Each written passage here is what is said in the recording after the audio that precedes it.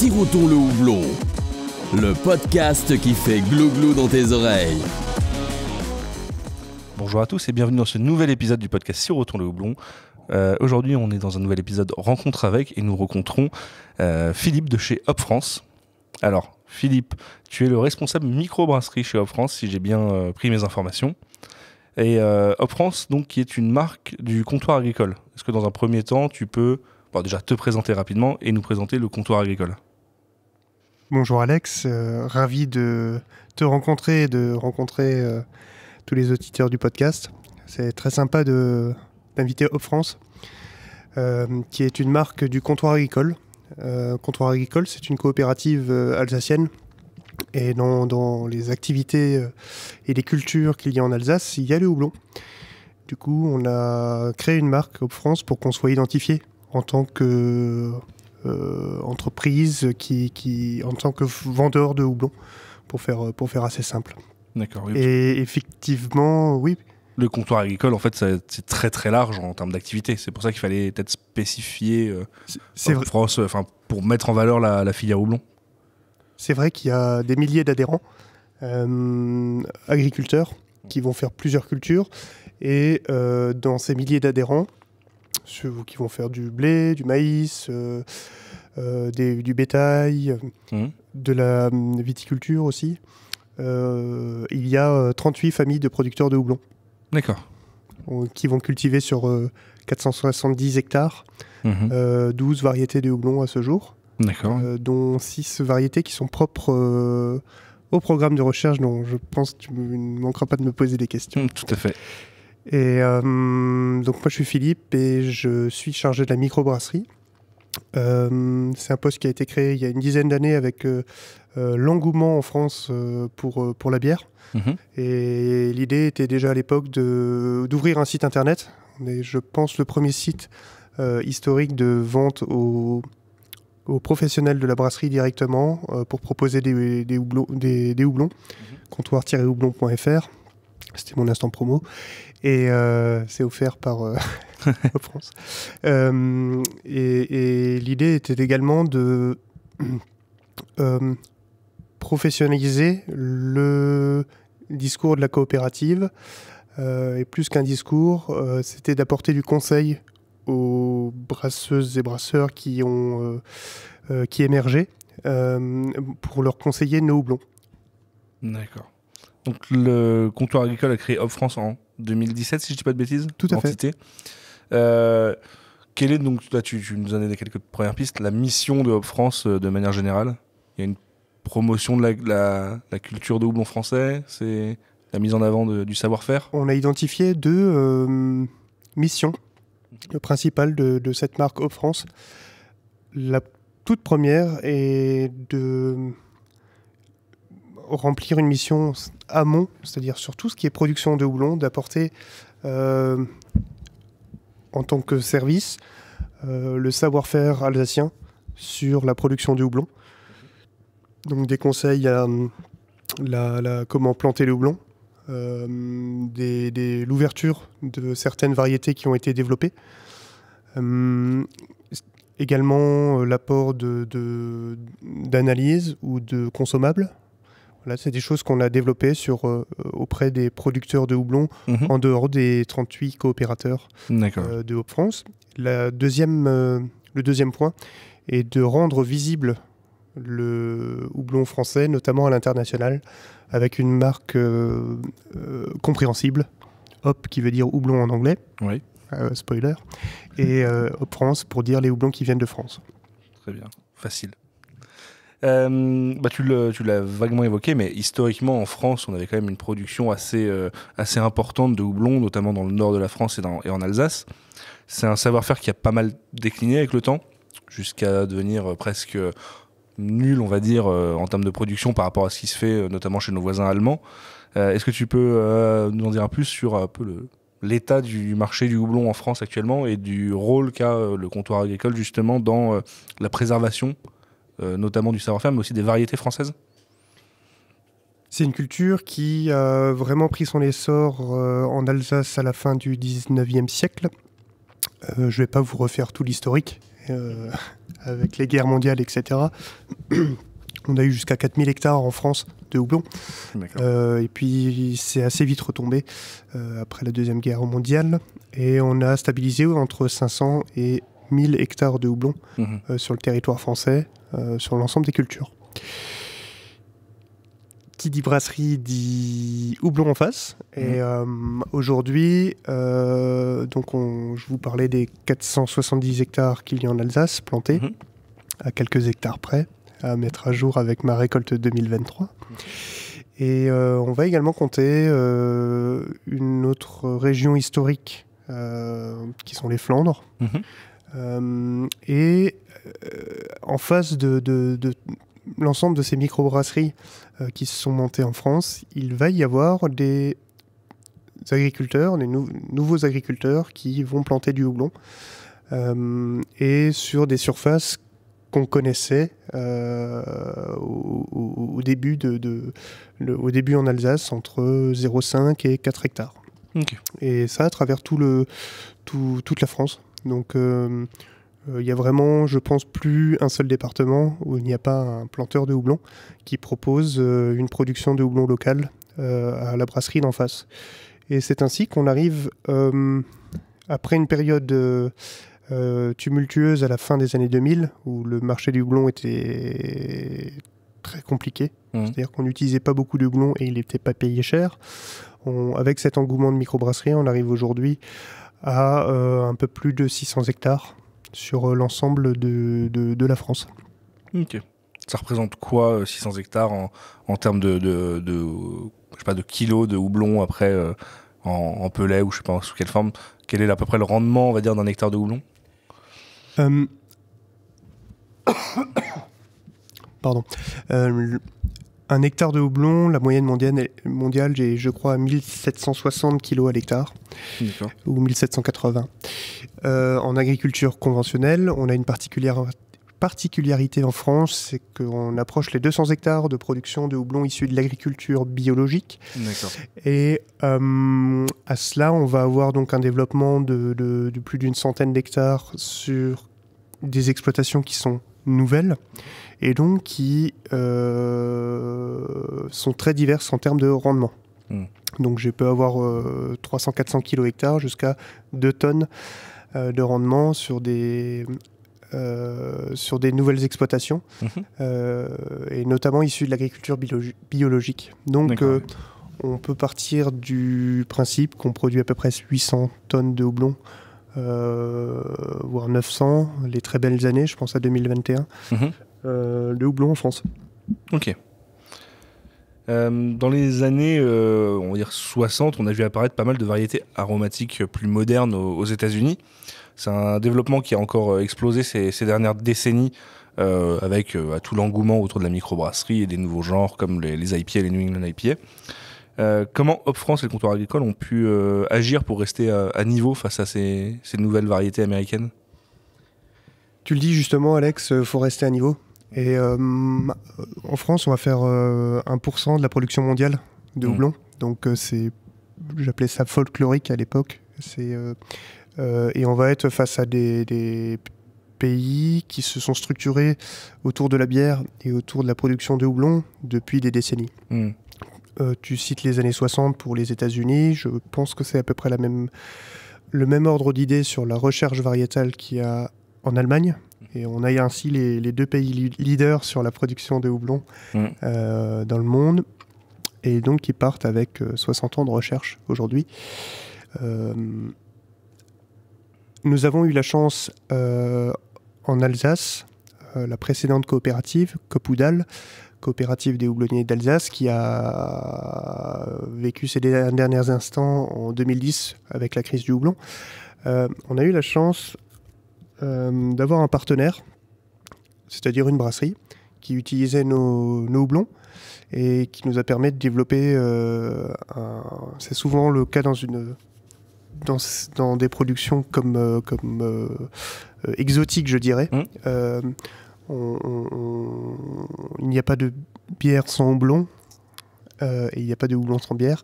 Et ce partenaire a permis de développer qualitativement le houblon qui était planté chez nous. Et dans cette partie qualité, il y a la recherche variétale. Et à partir des années 2000, donc ça fait 23 ans qu'on fait de la recherche variétale en Alsace, on est allé chercher un houblon avec un peu plus d'alpha que notre variété phare Strieselspalt. Pour notamment, vous n'êtes pas sans savoir qu'on s'en sert pour donner de l'amertume à la bière. Et là, l'idée, c'était d'utiliser une seule variété pour faire le même type de lager. Et donc servir de houblon et aromatique et amérisant. Ok.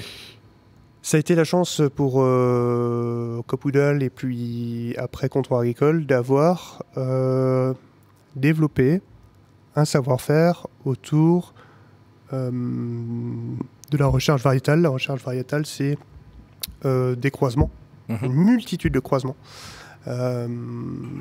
chaque année entre une variété résistante et une variété pour laquelle on va chercher de l'intérêt. Ça peut être des arômes, ça peut être des alphas, ça peut être la taille qu'a ce houblon. Au lieu de faire 9 mètres de haut, il va en faire 3. 3 mètres, c'est un peu plus facile à observer de notre taille d'homme et à récolter du coup. Voilà, il y a des axes de recherche qui sont partis là-dessus. Et donc, durant 10-15 ans, on a cherché à suivre le marché du houblon, à voir ce qui se passait un peu à l'étranger, de se dire il nous faut des houblons aux arômes différents des variétés traditionnelles, continentales. Oui. Et c'est ainsi que sont nées les 5 voire 6 maintenant autres variétés qu'on connaît en France. Oui, justement, tu me fais une transition parfaite, puisque j'allais dire que, en effet, le Comptoir Agricole a développé ces nouvelles variétés. Donc moi, j'en ai noté 5, puisque j'ai le Barbe Rouge, Triskel, Aramis, Elixir et Mistral. Tu nous as dit presque 6. C'est... Presque 6, on a une variété qui s'appelle aujourd'hui encore P14-8. D'accord. Et qui est déjà utilisée depuis quelques années par un partenaire local dans son IPA. Ok. Et c'est un houblon qui va plus être si secret que ça et qu'on va pouvoir commercialiser là en fonction déjà des rendements de cette année. D'accord, sur la récolte 2023, c'est ça, il y a une... Il y aura peut-être des volumes suffisants pour pouvoir un peu ouvrir. Où ça sera récolte 2024. On va ouvrir doucement à d'autres variétés parce que le rythme était à notre échelle assez effréné sur les 5 autres variétés que tu as citées en 13 ans. Sachant qu'Aramis est une variété qui a été commencé à commercialiser en 2010 ou 2011 et Triskel en 2013. Et tous les 2 ans, on a sorti une variété. Et il faut pouvoir trouver à la fois la place en brasserie, convaincre les brasseurs de l'intérêt de cette variété dans leur production, mais également arriver à cultiver cette variété et à remplacer les autres, ce qui n'est pas toujours aussi facile. Du coup, tu nous as un peu parlé de cette nouvelle variété expérimentale, mais est-ce que tu peux nous dire un peu plus en détail ce qui implique la création justement d'une nouvelle variété? Quelles sont les étapes par lesquelles on passe? Tout à l'heure, tu évoquais de nombreuses recherches chaque année, de nombreux, on va dire, tests chaque année pour développer de nouvelles recettes, des nouvelles variétés. Comment ça se passe en fait, ce développement de nouvelles variétés? Ça commence quelque part? Alors, c'est toute la... J'ai 2 collègues qui sont 2 techniciennes qui sont aussi et surtout sur les croisements de ces nouvelles variétés. D'accord. Et c'est vraiment du management de projet parce qu'elles ne sont pas toutes les 2 seules à avoir les compétences nécessaires à trouver des nouvelles variétés. Dans les grandes lignes, donc on va croiser une variété robuste naturellement. Et on va croiser une autre variété avec ce que l'on cherche. D'accord, ouais. Par exemple, Mistral a été développé en croisant Strieselspalt et Cascade. D'accord. Il y a des tas de plants de cascade différents. On a sélectionné un cascade aromatique. Et on a fait beaucoup de croisements. Parce que on va faire à peu près 3000 pieds individuels au départ. Tous différents du coup? Tous différents. D'accord. à partir de 1 ou 2 croisements. D'accord, ouais. Et qui va avoir une génétique qui lui est propre. Ok. Sur ces 3000, on va écarter la moitié parce que on va uniquement garder en production les plants femelles qui vont pouvoir donner des cônes de houblon. Pardon. Et du coup, on va écarter les plants mâles. Une fois qu'on a ces croisements, on va les observer pendant 3, 4 ou 5 ans pour voir s'ils survivent. D'accord, oui. Et c'est la résistance naturelle qui fait que la variété a une chance de finir en brasserie ou pas. Ok. L'idée étant de rester avec une variété robuste qui sache vivre dans un environnement qui lui est dédié, dans un temps qui lui est dédié. C'est pour ça que les variétés qui sont du début du siècle ne sont peut-être plus les variétés que nous avons aujourd'hui. D'accord. Donc tu disais, il y a j'imagine que quand qu'on commence le développement d'une nouvelle variété de houblon, on s'oriente vers des critères qu'on souhaite. Il faut que le houblon soit robuste, on veut qu'il soit plutôt à dominante aromatique, et ainsi de suite. Par contre, est-ce qu'on se lance dans ce projet en se disant je veux un houblon avec telle caractéristique assez précise jusqu'à ce qu'on l'atteigne, ou on a des grandes lignes en tête et on affine au fur et à mesure de la progression jusqu'à ce qu'on trouve quelque chose qui nous plaît, qui semble intéressant en complément des houblons que tu as déjà dans ton catalogue ou par rapport à ce qui se fait déjà chez d'autres houblonniers, notamment aux États-Unis, en Allemagne? Alors effectivement, on partage sur le cahier de charge de la recherche variétale, on partage, quand je dis partager, c'est ce cahier de charge, il va être commun à toutes les régions de production qui font de la recherche. On va en 3 ou 4 points définir les axes principaux et on va partager les 2 premiers points avec tout le monde, c'est la résistance au mildiou, la résistance à l'oïdium, généralement. Parce que en production, c'est les deux plus grands ennemis du houblon à l'état naturel. Et ensuite, sur les points 3 et ou 4, on va rechercher, pour ce qui a été pour nous sur les 15 dernières années, on va rechercher une variété vraiment aromatique. Et rien n'arrive par hasard là-dessus, parce que les croisements que l'on fait au départ sont sur... on va s'inspirer de houblons qui nous plaisent et on va les croiser. Il faut que cette variété qui nous plaît déjà se plaise elle-même quand même sur le sol, sinon il y a très peu de chances que dans le croisement, la plante puisse survivre. Donc on sélectionne effectivement des variétés pour leurs propriétés au départ. Les choses sont plutôt claires, mais il n'est pas aussi facile de se dire je vais croiser Barbe Rouge et Mistral, et puis je vais avoir un super houblon qui va être pétant sur les fruits rouges et sur les fruits tropicaux. Au contraire, ça ne marche pas toujours comme ça, et on a besoin parfois de houblon d'appui. Très bien. Pour donner un ordre d'idée, sur une variété comme le Mistral, il y a eu combien d'années de recherche, de tests et de développement avant d'arriver à la version, on va dire, finale commercialisable? J'ai dans l'idée qu'il est très difficile de sortir une nouvelle variété en 2 ans, parce qu'il faut déjà avoir observé pendant quelques années la viabilité de la variété en plan individuel ou sur quelques multiplications. Ensuite, il faut la multiplier. Ça, c'est un travail... je n'ai peut-être pas assez parlé de pépiniériste, mais on revient, si tu veux, après sur les fonctions.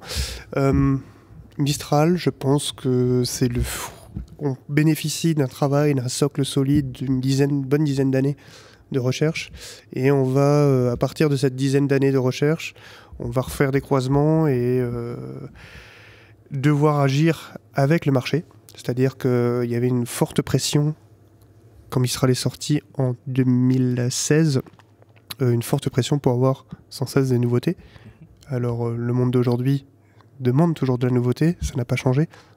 La seule chose qui a changé, c'est qu'il y a beaucoup de variétés différentes sur le marché, plus de 300 aujourd'hui. Et donc on a un peu pris des risques pour multiplier cette variété et la proposer aux brasseries. Donc il y a quand même 10-15 ans de socle et puis encore quelques années pour spécialiser la variété. Donc c'est 15 ans de recherche typiquement sur Mistral, c'est vraiment ça. 15 ans de recherche qui te permettent de sortir on va dire un produit fini, commercialisable. Oui. Comme tu le dis, ça s'est fait sur beaucoup de travail, beaucoup de développement, de multiplication de plants pour pouvoir être viable et commercialisable. Donc du coup, il faut quand même derrière qu'il y ait aussi une réponse du marché. Tout à fait. Chose intéressante, le Elixir, qui est la variété qu'on a commercialisée à partir de 2019, à plus grande échelle, est issu des mêmes croisements que Mistral. D'accord. Mais on n'arrivait pas à positionner Elixir, qui a fait un carton, qui dépasse en nombre d'hectares le Mistral. On n'arrivait pas à le positionner auprès des brasseries. Il ne trouvait pas sa place et il a pris un peu de temps à trouver la place. Et pourtant, en agronomie, on était fortement convaincus par cette variété. Ouais. Quand on a une variété comme celle-ci, une nouvelle variété qui arrive donc à maturité et qui est commercialisable, comment on peut s'assurer que la production de ce houblon soit stable aussi bien dans le temps que, on va dire, dans les différentes houblonnières qui vont le cultiver, que ce soit aussi bien sur sa qualité que sur ses propriétés aromatiques, sur ses alphas? Alors je vais devoir retracer rapidement, même si je l'ai déjà abordé, la recherche variétale, pour comprendre le nombre d'années qui passent. Et comment on arrive à s'assurer que c'est viable et pourquoi je dis que certains risques ont été pris avec certaines variétés pour rester dans le coup. J'ai mes 3000 croisements, j'en garde 1500, je plante 1500, j'observe 3-4 ans, je sélectionne les plus robustes. Quand je dis sélectionner, je vais en garder, je pense, une bonne vingtaine. D'accord. Plus ou moins. Ça dépend des résultats qu'on obtient. Ça, chaque année, donc c'est mobilisateur de surface pour lesquels on n'a pas de revenus directs. Et je vais du coup sélectionner ces variétés et faire une multiplication pour avoir à peu près 40 plants. D'accord. Et de ces 40 plants, je vais de nouveau les observer plusieurs années. Je vais commencer à regarder les alphas et puis les plus... on va dire les alphas, et puis commencer à regarder les arômes. Et on observe des évolutions de ces arômes. Donc on a une génétique nouvelle qui tend à évoluer dans le temps. Une fois qu'on a un peu validé tous ensemble ces 40 plants, je vais avoir 40 plants, je vais faire quelques kilos avec, pas grand-chose. Donc à tester en brasserie, c'est un peu compliqué. Et ben, je vais quand même me baser sur la robustesse de la variété et le pourcentage d'acide alpha. Et dans un dernier temps, les arômes. Et pourquoi les arômes? Parce que après, je vais prendre 1, 2, 3 ou 4 variétés et je vais les planter sur un demi-hectare, voire 1 hectare. Ce qu'on appelle les tests micro-planteurs. En micro-parcelles, pardon.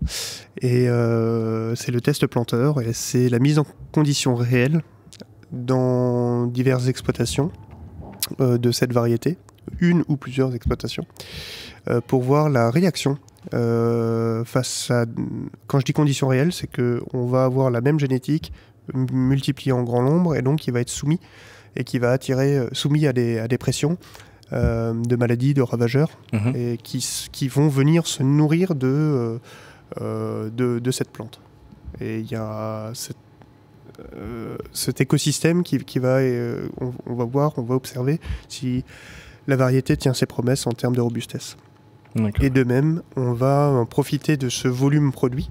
C'est à peu près une dizaine d'hectares qui sont mobilisés en Alsace là-dessus, pour proposer ce houblon, surtout en pellet, auprès des brasseries pour voir si ça leur plaît. On a ainsi, en 2018, fait tester GR50, P19, GJ2 et je pense GS10 du coup à plusieurs brasseries, plusieurs amateurs. Et le plus difficile dans ce cas-là, c'est de arriver avec combien ton houblon fait d'alpha, quels arômes il a, et de récupérer ensuite tous les tests et ce qui a plu et ce qui n'a pas plu. Et ça, c'est un travail un titanesque. Et à la coopérative, nous sommes 8 en tout et pour tout, non pas pour vendre, mais pour assurer le développement des nouvelles variétés, la commercialisation et la logistique qui s'ensuit. Et la transformation, etc. etc. Donc c'est une grosse mission et néanmoins passionnante, parce qu'on s'ennuie jamais du coup. Juste. Ouais. Et donc du coup, de ce test qu'il y a en micro-parcelles, d'année en année, on arrive à savoir si les arômes se tiennent, si les rendements se tiennent, si les alphas se tiennent, et d'un autre côté, si le secteur brassicole est intéressé par la variété. D'accord. Et là, tu as évoqué un point qui est intéressant, c'est en effet, il y a une transformation dans le houblon à faire entre la récolte que tu vas faire. Alors c'est quoi, en fonction des variétés? J'imagine que c'est aux alentours d'août-septembre la récolte.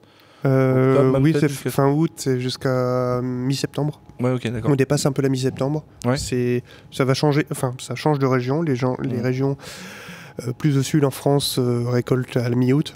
Ouais. Et puis après, ça dépend évidemment de la précocité ou de la plante ou pas. D'accord. Et entre justement la récolte et la commercialisation d'une nouvelle récolte, donc souvent en forme de pellet pour les brasseries, quelles sont les différentes étapes? Alors, c'est assez marrant, on suit également la récolte d'orge qui doit connaître une dormance. Pour le houblon, c'est plus une transformation. D'accord. Transformation, c'est-à-dire je vais prendre mon cône et soit je vais le reconditionner en conditionnement en paquets qui sont de la taille de ce que demandent les brasseries.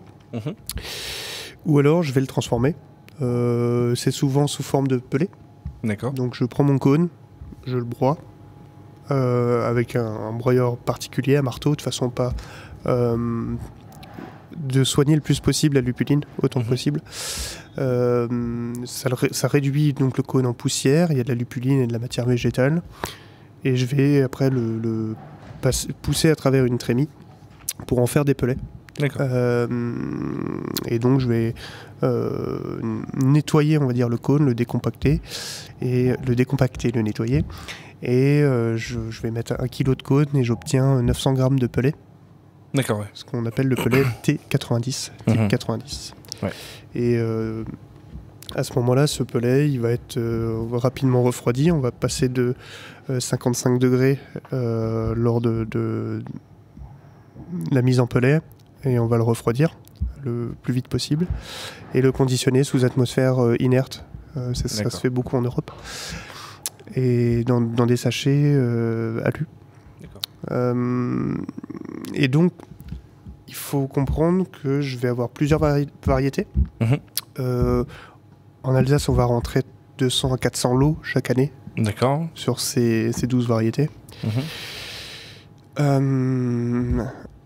Nous avons depuis, ça va être la 3e récolte, une unité de pelletisation à Brumath, à 20 minutes au nord de Strasbourg, qui pelletise les 70 hectares de houblon issus de l'agriculture biologique de la coopérative, des 4-5 exploitations agricoles houblonnières d'Alsace. Et je vais pouvoir pellétiser 300-400 kWh, donc 1 à 2 tonnes par jour. Ok. Donc ça fait un peu jouer par rapport à d'autres unités qu'on peut croiser en Allemagne ou aux US. Mais c'est à notre échelle aussi. De là, je vais devoir jouer entre les teneurs en alpha, les teneurs en arôme et surtout comment mes clients sont pressés d'avoir telle ou telle variété. Et là-dessus, je vais donc finir de récolter quand je suis houblonnier, on va dire autour du 20 septembre en Alsace, autour du 20 septembre, et je vais apporter à ma coopérative jusqu'au 15 octobre. Cette année, mes collègues ont fait un très bon boulot, très grosse journée. On a fini, je crois, vendredi. Donc on est plutôt autour du 7. On a une semaine d'avance. On a commencé une semaine plus tard, on finit une semaine plus tôt. Je n'ai pas encore les volumes. Et de là, on va conditionner en cône et pellétiser. Okay. Et donc il y a déjà un mois le temps de tout réceptionner, de tout noter, de noter chacune des balles, noter chacun des poids des balles, la qualité de chacun des lots, et après de les envoyer dans les bons canaux pour bien transformer telle variété, tel lot, et les affecter en fait. Ok. Et selon la disponibilité de l'usine de transformation et ce qui est prévu dans les contrats avec les brasseries pour leur livrer, on a des disponibilités entre novembre et jusqu'à je crois avril. Ok. Je passe un peu du coq à l'âne, mais je reviens sur le marché du houblon aux USA, parce que là-bas on voit qu'il y a beaucoup de nouvelles variétés modernes qui sont développées. Il y a constamment des nouveaux expérimentaux qui sont commercialisés. On voit des nouvelles variétés arriver tous les ans, voire même plusieurs variétés par an. Et je sais que là-bas ils brevettent leurs nouvelles variétés, qui empêchent quiconque de les cultiver. Ça reste très contrôlé. Est-ce qu'on a un système similaire en France ? Est-ce que la loi française permet de breveter un houblon, ou est-ce qu'on doit agir différemment ? Je sais pas. Il y a la loi française et puis il y a la loi européenne, de l'Union européenne. Le houblon, depuis très longtemps, répond à une demande de certification de houblon qui n'a rien à voir avec la certification biologique, qui, lorsque je suis producteur et que je veux vendre à un tiers ma production, je dois respecter un certain nombre de critères dans un cahier de charge. Ça, c'est la première loi à laquelle ça répond. Et concernant... Désolé des digressions. Concernant la gestion du brevet sur le végétal qui a lieu aux US, dans l'Union européenne, on a la protection de la propriété intellectuelle. D'accord. Donc il n'y a pas de brevet sur le vivant, ce qui permet d'éviter... Pourquoi il n'y a pas de brevet sur le vivant ? Tout simplement parce que les consommateurs, l'opinion publique, n'est pas très à l'aise dans l'Union européenne avec le fait de breveter des êtres vivants, de s'arroger le droit de vie ou de mort sur les êtres vivants. Donc on va plutôt protéger le savoir-faire et le savoir, même plutôt le savoir-faire de développer de nouvelles choses. Et on a... C'est un peu de la sémantique. On a donc une protection sur la propriété intellectuelle et donc la génétique associée à telle ou telle variété.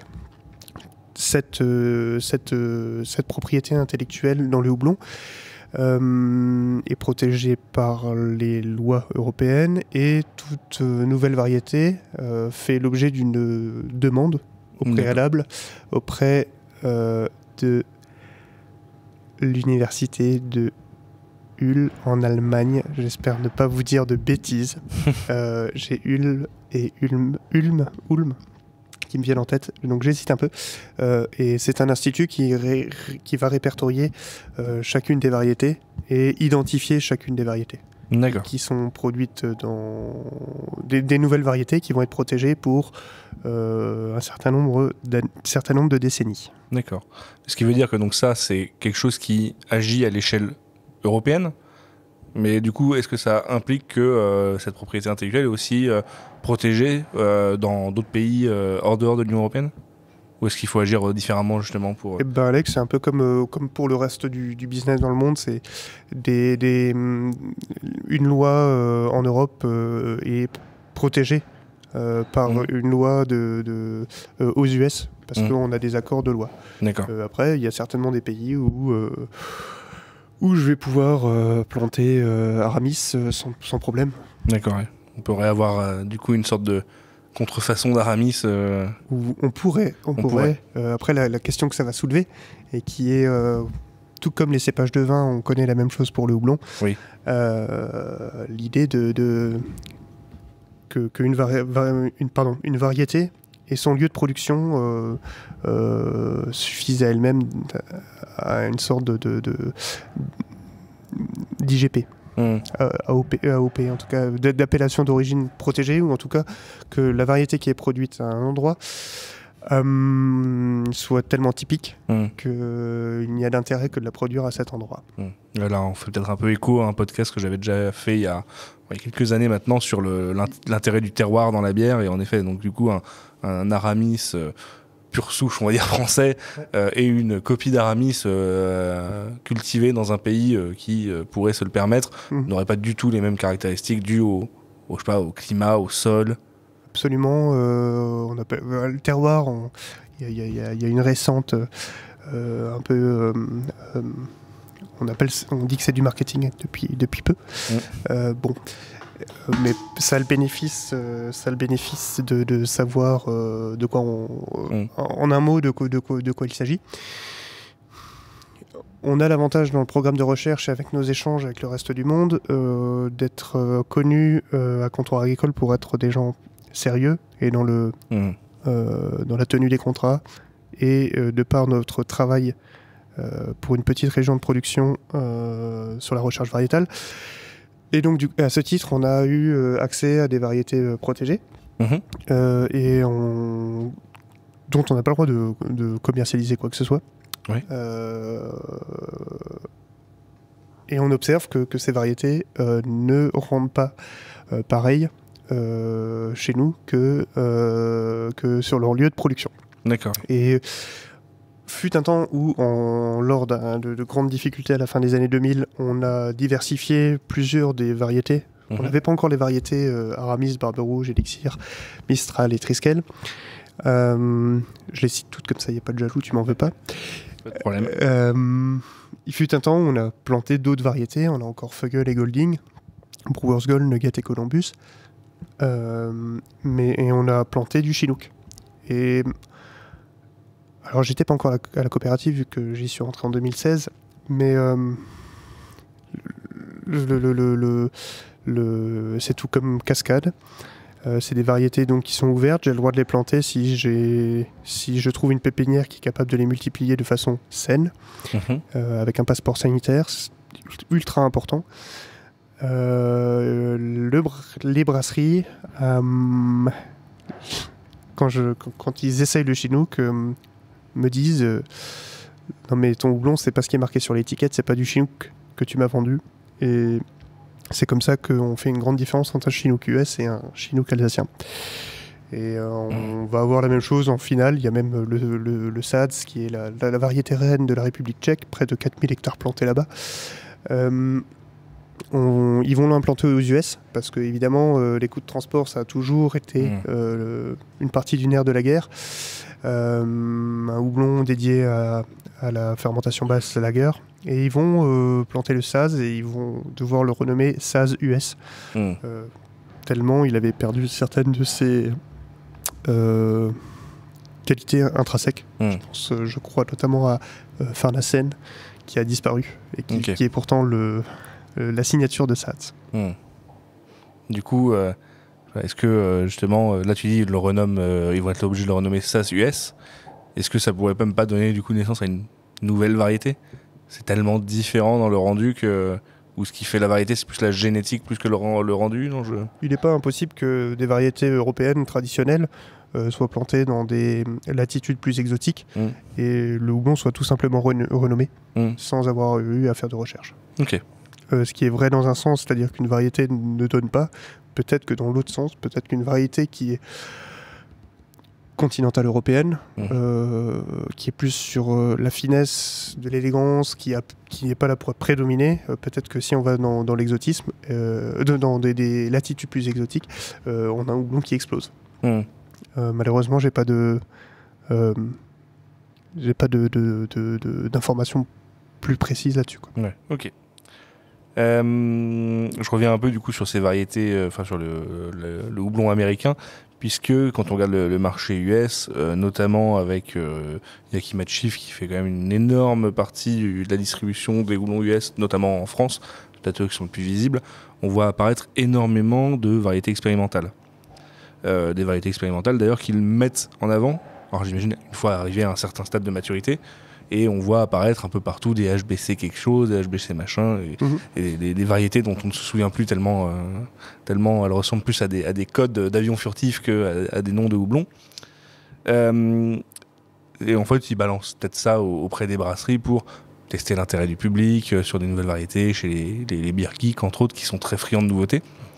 Est-ce que Hop France a un programme assez similaire pour tester des variétés expérimentales, pour avoir des retours de brasseries, de consommateurs?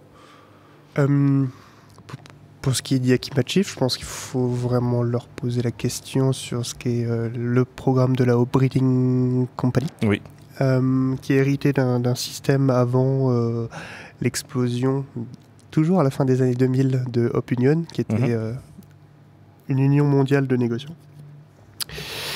Effectivement, chez Comptoir, on a ces variétés dont je te parlais en micro-parcelles, et on eut connu sur le marché du P19, du P10-11, du P12-9, du P13-21, du GS-26, du GS-10, du P10.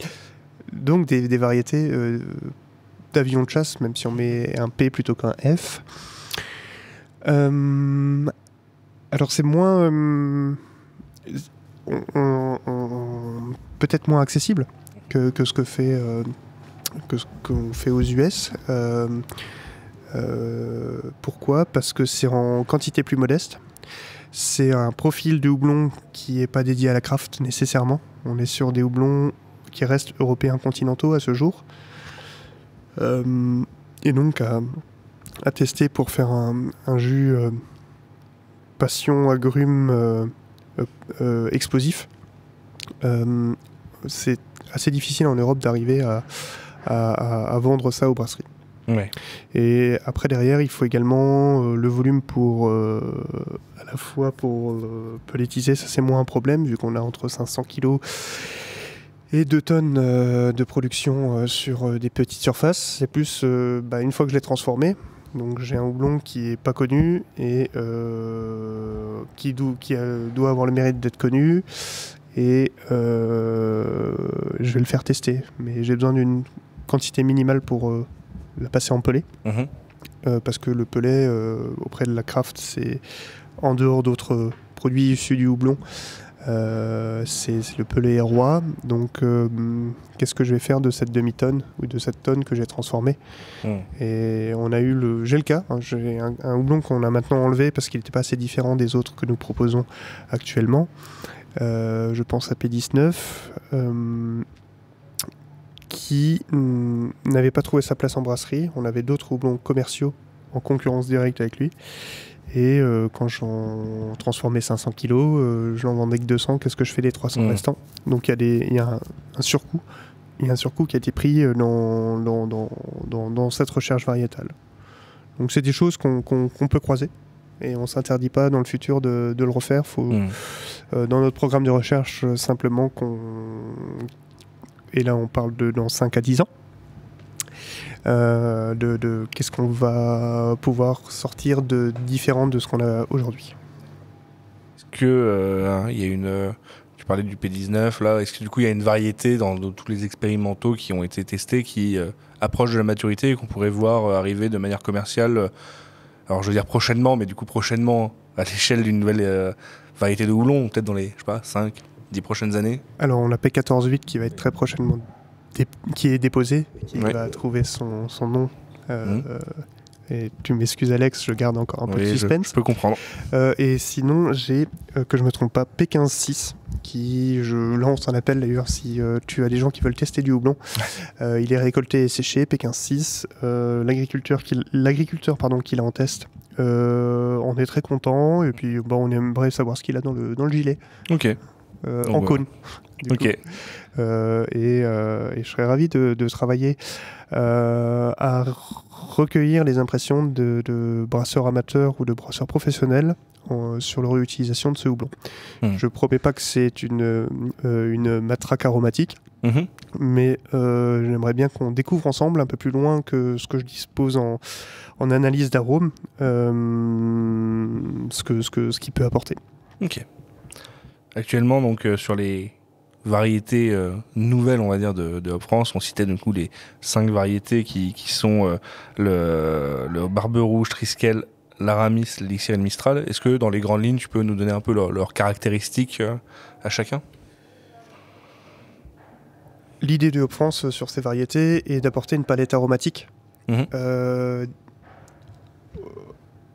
donc des solutions au brasseur quand il veut faire une recette. Donc j'ai à chaque fois un houblon qui va être à la fois proche parce que c'est le même terroir, c'est une génétique commune partagée de par la résistance naturelle de chacune de ces variétés et donc des arômes différents. On est sur un terroir qui reste continental, donc j'ai nécessairement une base épicée sur ces houblons. On reconnaît certaines qualités, notamment du Haut-Myrcène là-dessus, qui est une huile du houblon. Et après, je vais essayer d'avoir un aramis soit qui est très épicé, avec parfois une tête herbacée et un fond boisé. On lui connaît aussi certains arômes agrumes. J'y reviens après sur l'utilisation, notamment à froid, d'aramis. On va avoir Barbe Rouge qui a un cœur fruits rouges. Et ce cœur fruits rouges, c'est la croix de votre serviteur parce que c'est un arôme dans la bière qui est difficile à garder et qui, une fois qu'il est gardé, reste, si ce n'est fugace, il est assez discret. Et c'est l'apanage des baies et des fruits rouges. Et ce Barbe Rouge a donc un fond, lui, herbacé. Et c'est un houblon assez délicat. On a rêvé que Barbe Rouge soit un houblon à IPA. Je pense que c'est un houblon à IPA, mais en appui pour arrondir certains angles et rendre plus agréable la bombe fruitée que vous avez, en utilisant donc du coup Barbe Rouge pour arrondir les angles. Ce qu'il partage avec Aramis, c'est qu'on a des franches notes d'orange qui peuvent du coup se dégager en houblonnage à froid. C'est en ça qu'il va être proche d'Aramis alors que ils sont pas franchement au premier abord pareils. Ce qui me fait un pont vers la dernière variété qu'on a commercialisée en 2019, Elixir, qui lui est un houblon très prononcé, très huileux, avec une grande part d'inconnu à froid encore, qu'on s'attelle à défricher. Et pourquoi c'est un pont? Parce que Elixir a comme première note, on est sur des agrumes et de l'orange notamment, ce qui partage avec les deux autres variétés à froid. Et Elixir à chaud donne cet orange, et après on a ce fond floral et boisé qui le rend assez puissant. Bien qu'il soit rond en bouche, on va être sur un houblon assez marqué. On a ensuite Mistral, dont on a évoqué avant, qui est plus sur qui est un peu, pour moi, assez pratique. On va être sur des alphas plutôt corrects, autour de 7-8. Pardon, 6,5, 7,5. Et un houblon plutôt fruité et doux, du melon, du litchi, quelque chose de doux en bouche, avec quelques notes de fruits passion. J'ai longtemps hésité avec la mangue, mais c'est bien de la passion. Et avec un nez floral, il y a une partie plutôt géraniol assez prononcée, un aspect rose. Donc c'est un houblon plutôt délicat en aromatique et qui a par contre une amertume très tranchée. C'est pour ça que il est un peu 4-4. Très très sympa à travailler. On a également... Alors je vais parler de Schwefelspalt, c'est un des houblons les au plus bas alpha du monde chez nous, parce qu'en Alsace il est autour de 2%, et quand dans les Flandres il y a une exploitation, je crois qu'il y en a qui fait plutôt 4-5%, avec un profil qui est vraiment différent. À comparer deux terroirs, c'est très marrant de voir cette différence sur une même variété dans un même pays, mais c'est là qu'on a l'aspect terroir prend tout son sens. On est sur un houblon qui est là pour apporter des notes houblonnées, légères, et pas prendre le pas du tout. Et donc ça accompagne particulièrement bien sur des bières de lager. c'est un houblon qui va accompagner particulièrement bien les lagers, qui va permettre à la bière de garder un équilibre entre les ingrédients. Et aux notes donc légèrement florales et herbacées, avec toujours ce cœur épicé. Et enfin, on a Triskel, que j'ai désigné comme le meilleur second rôle de notre portefeuille variétal. C'est-à-dire qu'en single hop, c'est compliqué de le faire parler. Par contre, il est là pour apporter à chaud des notes plutôt sèches, herbacées et florales. Et utilisé à froid.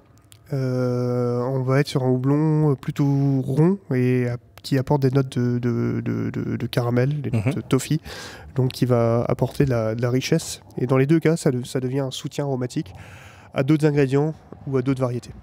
Ok. En dehors, attends, avant de passer à la suite, justement, est-ce que toi, du coup, de manière globale, tu penses qu'il y a une caractéristique dominante au houblon français ? Par exemple, une French touch que pourraient nous reconnaître, je sais pas, des brasseries étrangères si jamais elles veulent travailler le houblon français. Alors je pense que je sais bien parler, c'est vous qui me dites si je sais bien en parler des houblons alsaciens, j'espère en tout cas, qu'on a un cœur épicé. Et on va aller après sur des aspects floraux et qui sont assez délicats aussi, floraux et fruités. On est sur une certaine douceur. Le terroir des Flandres est assez différent, plus épicé, plus herbacé. Et ce qui va être très intéressant dans les tout prochains temps, c'est de se tenir au courant des sorties. Des sorties, pourquoi ? Parce que la France, avec l'émergence de plusieurs acteurs, et notamment en production de houblon à travers toute la France, on a structuré, et les besoins des brasseries d'avancer sur l'ingrédient houblon. Les différents acteurs français sont structurés dans d'un truc très français qu'on appelle des interprofessions. Ça joint l'agriculture au marché et à ses transformateurs. Et donc, on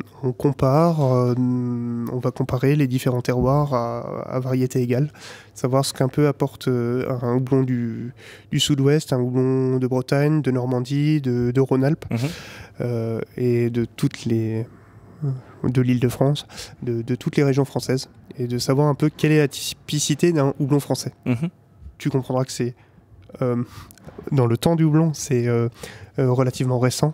On va être autour de 2017 pour les pionniers dans les nouvelles régions. Et donc, du coup, on est là aujourd'hui avec depuis 3 ans, on est sur les premières exploitations matures et l'essentiel arrive vraiment à maturité là tout de suite maintenant. D'accord. Donc, on va devoir comparer tout un tas de terroirs différents et de variétés différentes. Et pour les comparer, on parle notamment des cônes.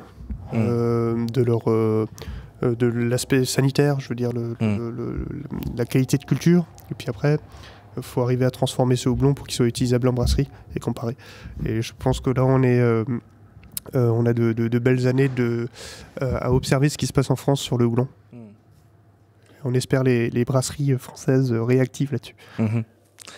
Je rebondis un peu sur on parlait de nouvelles variétés, du développement que ça impose. Mais on voit aussi arriver dans le monde, notamment de la microbrasserie, en plus de ces nouvelles variétés de houblon, arriver ce que j'appellerais des nouvelles technologies, avec notamment des houblons sous différentes formes. On voit le cryo, le frozen fresh hops, le spectrum, l'incognito, ce genre de choses. Est-ce que c'est... chez Hop France, vous vous intéressez à ce type de nouvelles technologies ? Est-ce qu'on va peut-être voir, je sais pas, un jour arriver du Elixir Spectrum ou du Mistral Cryo, j'en sais rien. Avant de faire la promo, je vais effectivement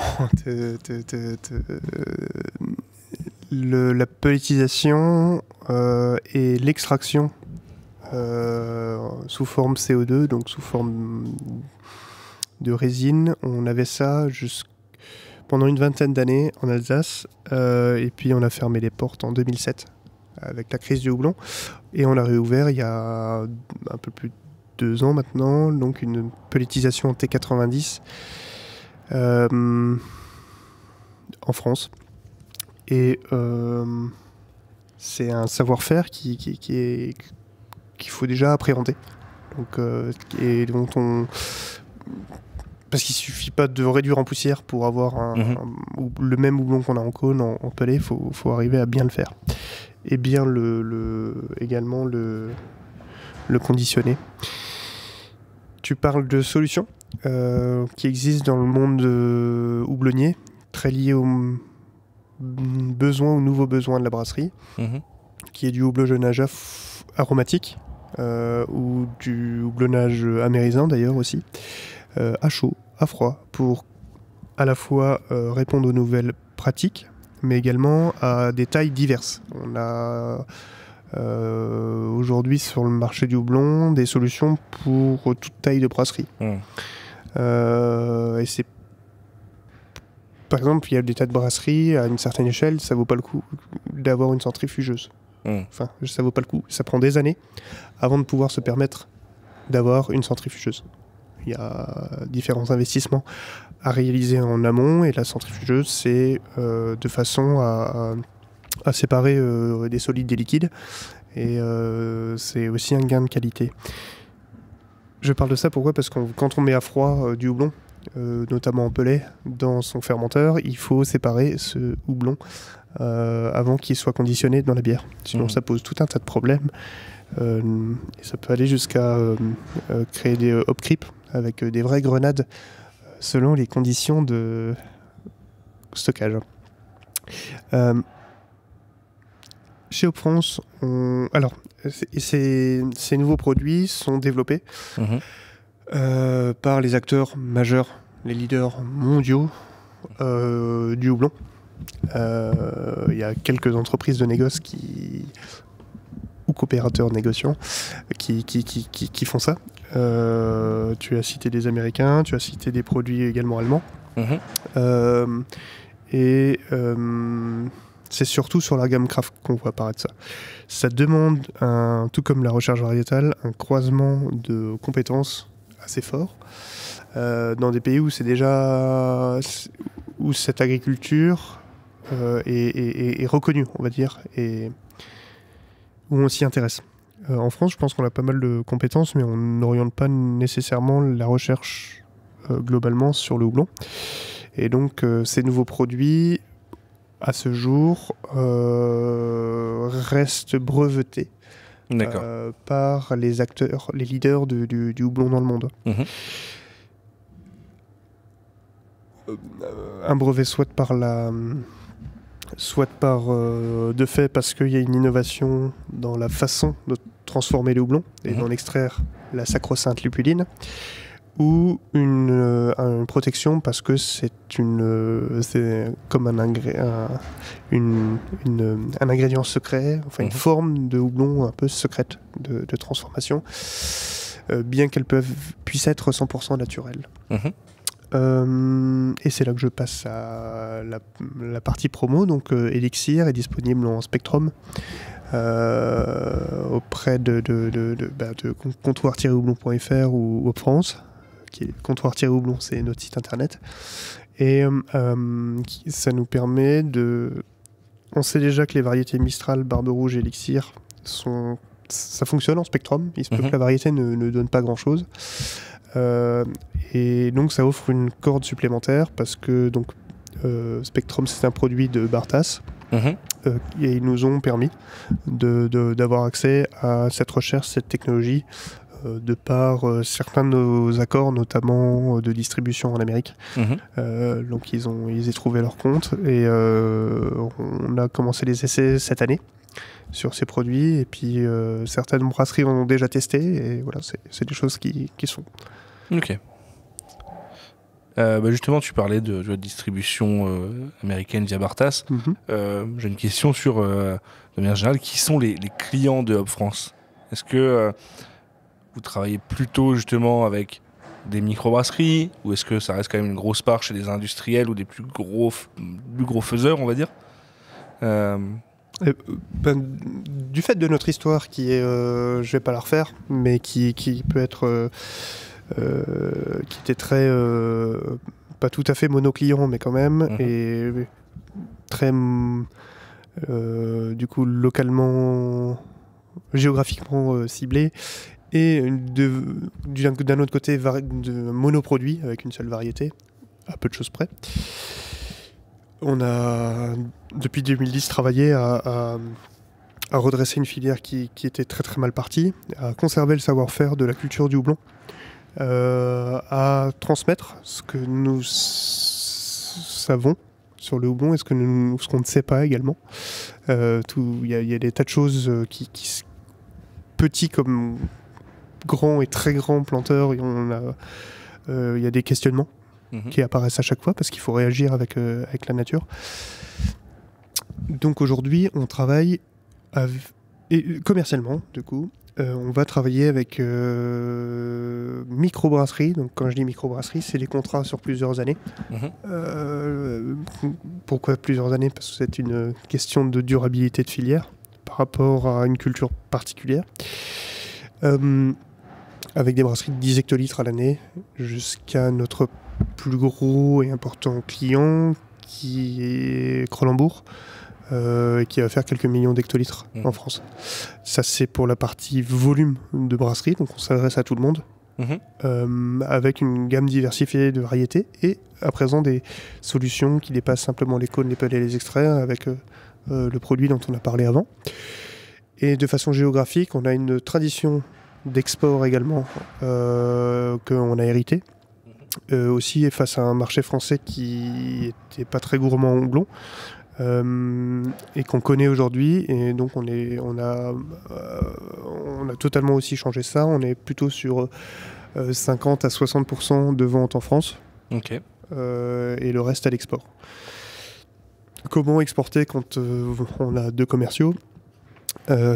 Eh bien, on va faire appel à justement des partenariats auprès de distributeurs, donc des personnes qui connaissent suffisamment les houblons, qui est c'est une composante incontournable de la bière, mais l'usage et les variétés sont très diverses, donc il faut connaître le houblon, savoir comment acheter, comment vendre, qui est un métier en soi, et qui connaît également le marché local. Donc c'est des gens qui vont faire la promotion des variétés qu'on a citées avant, Aramis, Barbe Rouge, etc. Désolé pour les jalousies. Et les promotionner sur c'est des distributeurs géographiques. Donc ils ont une zone géographique qui leur est définie et il ne faut pas qu'ils en sortent. Donc on a un distributeur au Canada. On a cité Bartas, donc je vais le reciter. On a un distributeur, c'est eux qui vont nous faire la distribution sur les US et toute l'Amérique du Sud, l'Amérique latine, pardon, avec d'autres sous-distributeurs locaux en fonction de eux, leurs accords. On va travailler aussi avec des agents dans certains pays, je pense au Benelux. Donc on va avoir un peu un hybride entre l'agent et un distributeur. Ça dépend notamment de la taille de brasserie.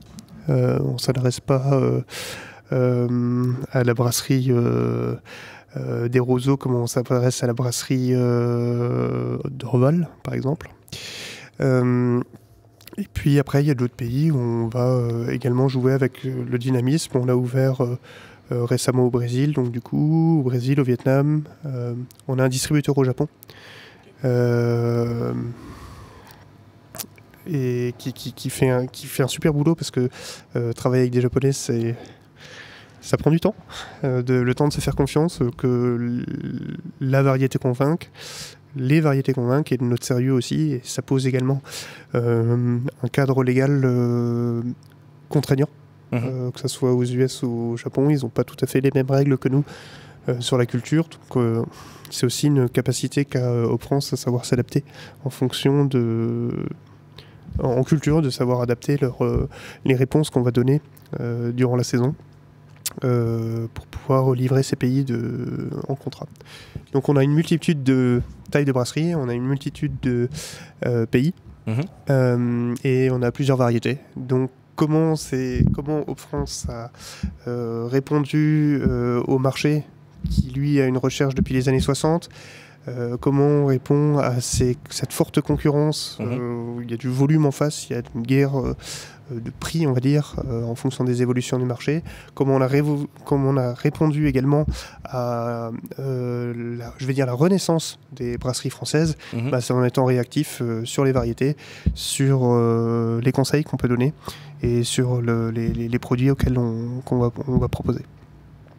Tu parlais du coup de cet export à l'international, tu as évoqué le continent ou les continents américains, tu as évoqué le Japon.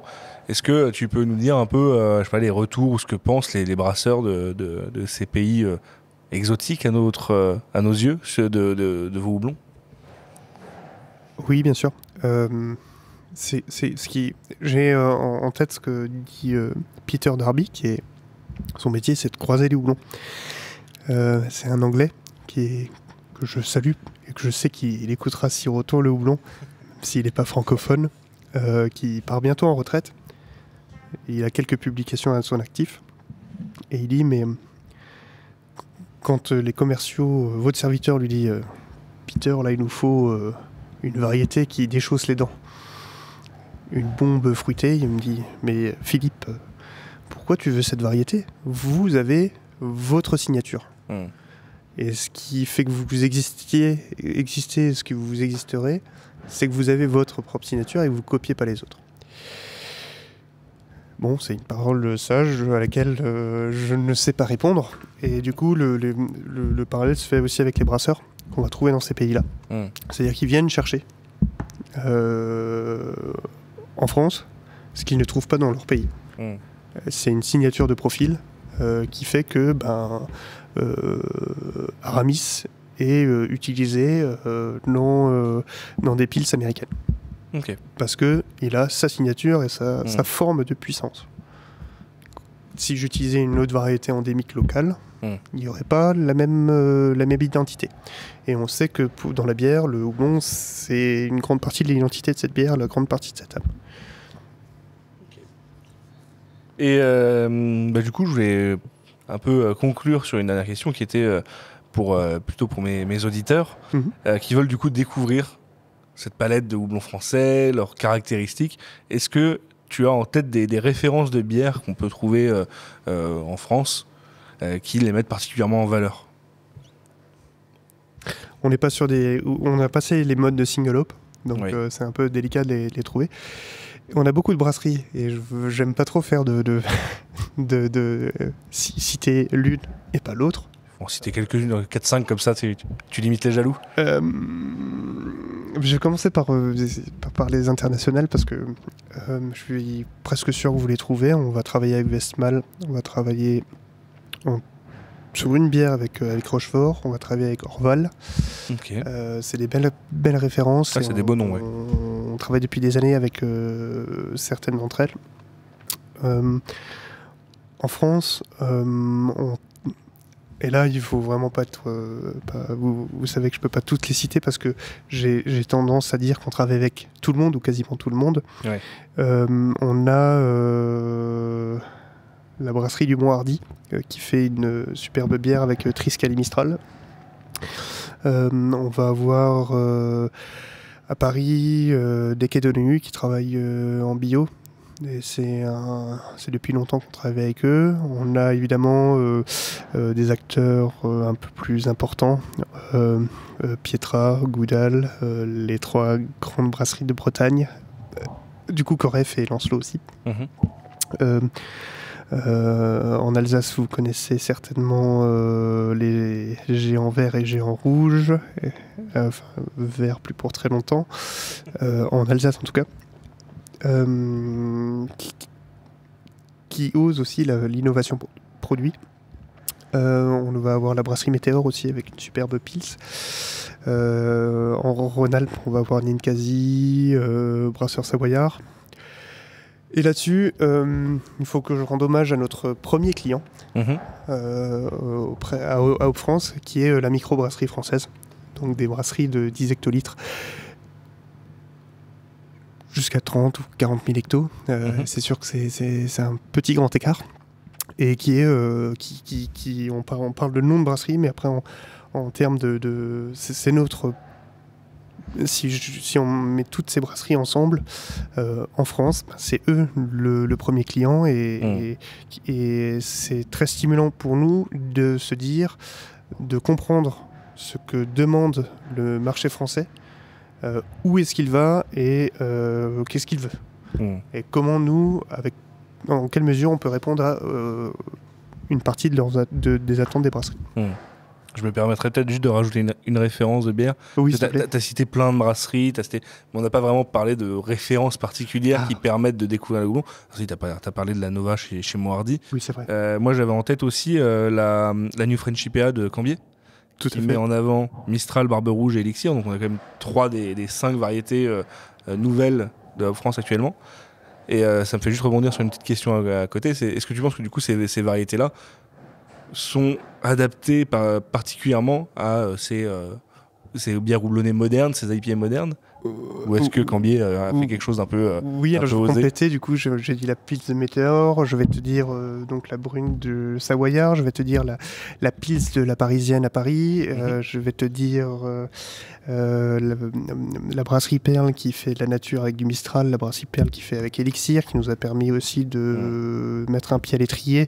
Je ne veux pas du coup oublier la brasserie, plein de brasseries avec lesquelles on travaille, mais la brasserie Bendorf qui était partie sur des bières franchement houblonnées américaines et qui a choisi, elle, dans sa stratégie de repartir sur des ventes sur le secteur local, était une microbrasserie régionale et donc qui va utiliser pas mal de fûts, qui va utiliser des houblons, des ingrédients locaux, dont nos houblons, avec un vrai travail de recherche.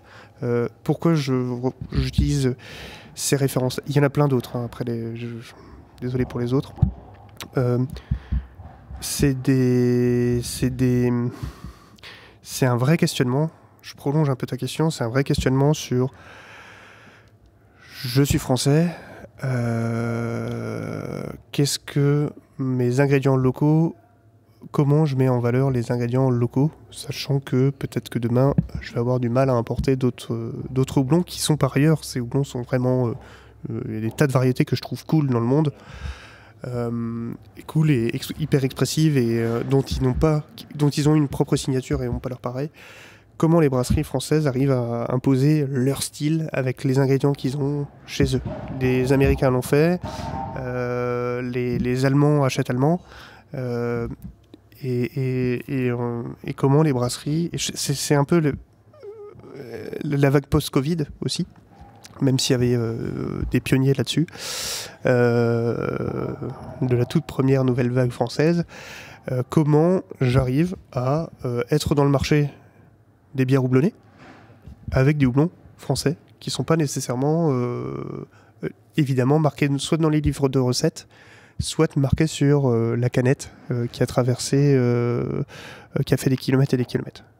Et c'est un questionnement de concepteurs de bière qui, moi je trouve ça hyper passionnant d'arriver à avoir un produit qui claque avec des ingrédients locaux. Très bien. Moi j'ai fait un peu le tour de ce que j'avais prévu en termes de questions. Je sais pas si toi il y a un point que j'aurais oublié, que tu voulais absolument évoquer. Alex, je pense qu'on a fait, on a bien œuvré et ce qui est important, c'est que aujourd'hui la bière française, elle soit solidaire entre elles et solidaire avec l'ensemble de la filière. La filière houblon, moi je la vois toujours entre des producteurs et des brasseries et des consommateurs. Donc il faut que qu'à la fois les consommateurs comprennent ce qu'ils ont sous la main, que les gens qui leur vendent cette bière comprennent le produit bière, que les brasseries s'intéressent à houblon qu'ils vont utiliser à travers la France. Et ça, je trouve vachement important. Et, je suis, à titre personnel toujours, j'essaie toujours de répondre à un max de questions